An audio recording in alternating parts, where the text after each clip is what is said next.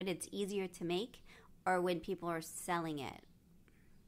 Right. I think that's a great question. And, my background is in the non-commercial stuff, which has become much easier with digital creation, where you no longer need to recoup your costs. Say if you were, printing a fanzine, Xeroxing it, that cost a lot of money.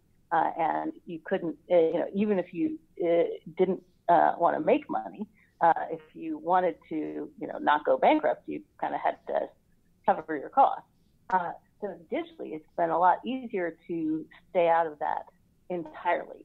And so my position has been, when you're doing the non-commercial stuff, when you're not selling anything, almost all of that, perhaps all of it, should be considered fair use, just because it is handcrafts, right? It's not, downloading a whole movie, and it involves creating something that didn't exist before, and the work put into that has transformative value.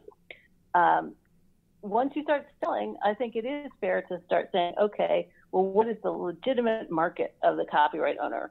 And is this going to interfere with it? And that's just a case-by-case inquiry. I think in terms of Comic-Con, we actually have good empirical evidence from the last dozen years or so that these markets can coexist robustly. Yeah. And so there isn't interference. Right. But that is something worth asking. Well, and it's so interesting because our world has I remember when I first got to Tulane, we had a whole series on user-generated culture and what was it? And people came and it was this whole everyone was a bit nervous about it. And now you see companies wanting people to, they need the social media, they need people doing if it's not being reproduced and fan art, and then you have a dying product, right? So the whole market has shifted in this really interesting way because of YouTube and social media. It's fascinating, Right. They were they started out thinking if we don't control everything online, we're going to die, right. And then realized that in fact, if you try and control everything online, you will die. Yeah. Because right. That's not how a cultural ecosystem works. And a lot of the stuff that was done, ephemerally and out of the view of other people before the digital age is now that we have the same stuff or analogs to the same stuff going on in public view and digitally, so that it's possible that it's preserved, right? So, when we were kids, you could write fan fiction with your friends, and it'd be in your notebooks, and you pass it back and forth, and it would exist and it would be valuable for you, but nobody else would ever know about it. Yeah. Now you do that on fanfiction.net or AO3, and it is perceivable to lots more people. And so I think part of it was copyright owners didn't really know the full scope of the cultural effects of their works. And so they thought that they were in a world where they had complete control, even though they weren't. And, on the online world just disabused them of that notion. And fortunately, most of them seem to have learned that, in fact, this is the way a healthy ecosystem works. So I get comments and questions. Actually, this project started because I made there was panels, these Star Wars panels that I had bought, and I had to make a quilt. I didn't have to. I volunteered to make a quilt for PILF, and it sold. And I was telling this to it sold for a lot of money. It was funny because it was Star Wars and it was drunk law students, so it was perfect. And when I was telling this to the quilt, someone at the quilt shop, they were like, "Oh, I don't think you're allowed to do that." And so I was like, "Well, I bought the fabric. It was for a charity." It's going to an individual. They got their money out, like the fabric people got their money out of it, but they were very concerned. And so I hear all of the time about Disney, about Harry Potter, about these spaces that well, I'm not sure if I'm allowed to, what am I allowed to do if I get licensed fabric, or if I want to make my own Wizard of Oz shoes and what do you say to them in terms of very well-known brands and making crafts Right. with very well-known brands. So I think, as you mentioned, the first sale doctrine, which says, once you have a thing, you're allowed to do what you want with it, is just exactly right here. If they're making fabric and selling it, then they accept the fact that what happens to fabric is that it is made into things, right. And that that understanding should trump any other claim they may make. It's just as a matter of common sense and fairness to consumers who have no reason to think that they can't do with the Star Wars fabric what they can do with the flower fabric, which, by the way, unless it's really old, is subject to the same copyright rights. Yeah. So how does that intersect? I mean, what are your thoughts about? So we've been doing this project on licensed fabric to sort of see what licenses people are putting on the salvages of fabric, and it's really interesting. Some most of them are pretty reasonable, but some are just crazy interesting. So how do we understand like what we can do with fabrics, what we can do with patterns, because there's an implied license we're going to make stuff, right, because we've bought it, and where that ends, where it says, you know what, that goes too far. Is there a delineation or a time when first sale doctrine doesn't apply, that the copyright applies? I mean, yeah, I don't know where that line is. So, the way that I have struggled with this is, in theory, right? So first sale would end for copyright purposes where you had a derivative work, that you had made something that was independently copyrightable. But it can't be the case that it's just like a dress pattern, especially since we know after Star Athletica, lots of dress patterns are probably copyrightable. What I have tried to suggest to my students anyway is that the line comes when the new thing you've made, the creativity in that starts to interact with the creativity of the underlying work. And I'm not sure that really could happen with fabric. So for example, maybe, so say I have my Funko Pops and, they're the Star Wars Funko Pops, and like I do a little stop motion animation thing with giving them new adventures. I think at that point you might say that the creative elements in the Funko Pops start to interact with the creative elements of what I'm doing.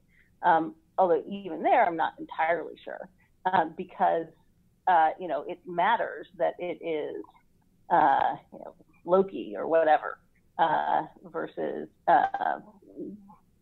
Kylo Ren. Right, that it affects, if you make a quilt, right, it is creative and there's a level of creativity on that, but then it doesn't, it's a kind of different creativity than the creativity in making the fabric design. It's not interacting, they're just sitting together. Right. So I've seen this is like a thing going along. It has Darth Vader. It's got his face, and it says "Press to the dark side" because in quilting you press to the dark side, whichever. Yeah. And I see this everywhere, which I find humorous. Does that bother you? I mean, I think it's fair use for comment, criticism. It's funny, right? So, well, yeah, right. So even without first sale, I think there's fair use, right? And I would definitely say that seems like fair use. Right.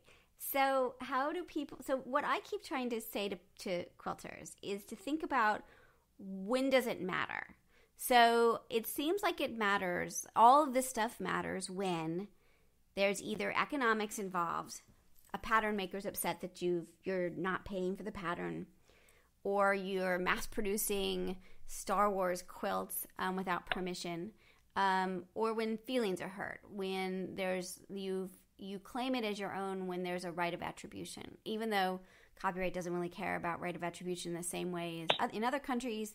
That seems like when we start to think about these questions. Most of the time, it doesn't really matter. It's your thing of like, go create, do what you want to do, have fun, be creative. It's just these two spaces. Would you agree? Like, how do we understand this if we're listening and we want to now understand what to do with what we can and can't do? Yeah. So what I would say is that, crafters are like everybody else. They care about attribution. So Jessica Silby has a great book where she goes to different kinds of professional creators, and it turns out they care a lot about attribution too, even though that may not be a formal part of their rights. So I think that's a legitimate concern. I don't think it's one that the law ends up being very good at. It's like trying to figure out who's at fault in ending a relationship. Like, maybe an answer, but you really don't want a court trying to figure out that answer because it's just not going to be very good at that. So I do think that attribution has moral value, and that communities should have dialogues on that. And if there are offenders, then ostracizing them is a pretty standard way that communities deal with offenses against the community. So that's I think that's quite relevant and important. I just think it's distinct from the legal question. I don't know if that answers your question. Yeah, it does. So there's a thing called QuiltCon, which is modern quilting, and you can enter quilts for the show. Like, you can see if they'll take your quilts. And I was looking at their requirements last night, and they're very much about, like, it has to be your original work. And what they're trying to get at, I think, is like, you can't use a pattern or make like, this is this thing. But I think that it leaves people confused as to what is original. So it goes back to the thing that we started. Like, how in copyright would you know? I mean, I don't think it's about scouring. Do you think it's about independent creation, or do you think it's like, what do you think they're trying to get at there, and how much? It's not a patent, right? So you're not supposed to go and like check to see if anyone else has ever done this ever. That's not really what they're getting at. So actually, I think as teachers, we have a better model for this than maybe others, which is, as teachers, we say it has to be your own work. That doesn't mean that you can't consult a bunch of stuff. In fact, you're supposed to do that to do a good job, because that will help you speak in the right idiom. And it will help you understand the kinds of argumentative moves that lawyers should be making, right? So then you write your thing informed by everything that's gone before, and we have standards for what counts as plagiarism, right? And we spend time with students trying to help them understand. And the way that citation and quotation work is different in the visual arts than it is in writing, but it still exists. Right, so you have things like Manet's Olympia and Déjeuner sur l'herbe, which are quoting a whole bunch of stuff that's gone before, but are understood to be also radical innovations, because the way they're quoting it changes it. And that's the kind of thing. So I don't feel confident enough with quilting to say exactly how that should be implemented, but I do feel confident in saying it's not really a copyright thing. It's a within the genre standards. And so you look around and you talk to other people and you figure out what counts as plagiarism in your area.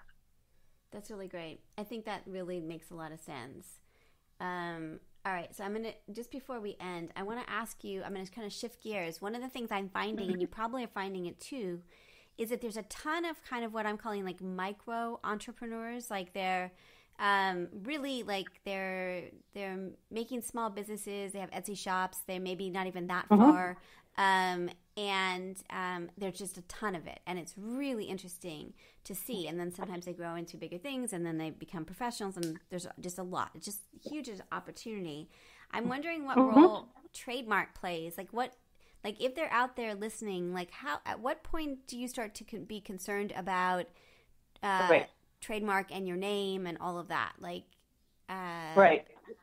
Yeah. So I will have to say trademark is, I think, even mushier than copyright in some ways.